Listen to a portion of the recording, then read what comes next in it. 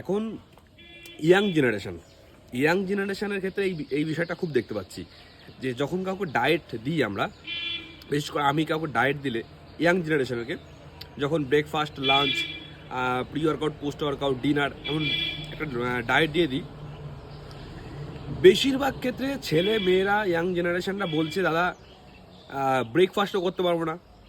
তার কারণ ঘুম থেকে উঠেই 11টার সময়, মানে ব্রেকফাস্ট যদি আমি কাউকে সকাল 8টায় কাউকে ব্রেকফাস্ট দিই, সে ঘুম থেকে উঠবে সকাল 11টায়, তাহলে ব্রেকফাস্ট সে করতে পারবে না। আসলে সেই সমস্ত ছেলেরা কি করে, রাত 4টায় ঘুমোই আর ঘুম থেকে উঠে 11টায় উঠে তারপর ব্রেকফাস্ট করবে।